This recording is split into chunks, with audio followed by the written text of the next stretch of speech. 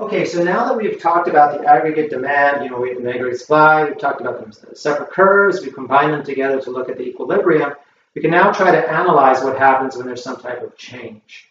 Okay, so what we want to look at here as an example is the Nixon stimulus of the early 1970s.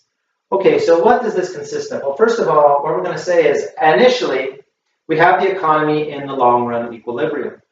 Okay, and so what does the Nixon stimulus consist of?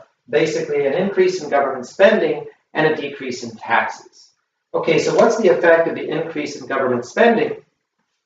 Well, as a component of aggregate demand, it's then going to cause aggregate demand to go up. Now, what about for tax decrease? Well, this is going to cause the amount of income and wealth to increase, and so as a result, consumption will go up. And as a component of aggregate demand, we then know that aggregate demand is going to go up. Okay, so what is this going to look like on the graph? How is the equilibrium going to be affected?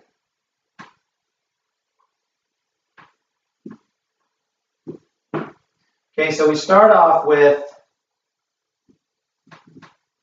what we said initially is that it is in the long run equilibrium.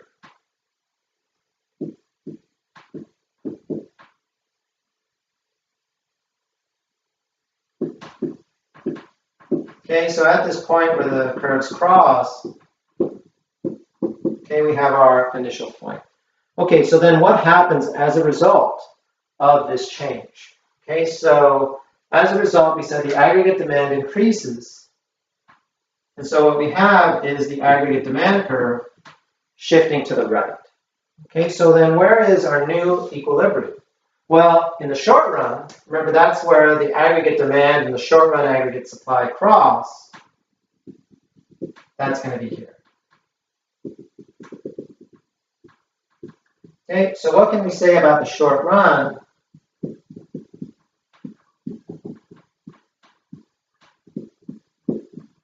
We can say the price level and the amount of output both increase. Okay, so then what about the long run?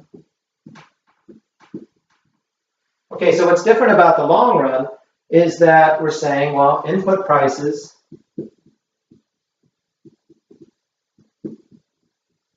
they're going to catch up because they're now flexible as well. And so input prices are going to increase. Okay, they're going to increase with the output prices. Okay, so in terms of what we have now, what's going to be the effect of this?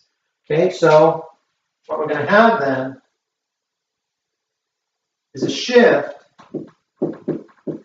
of the short run aggregate supply curve to the left.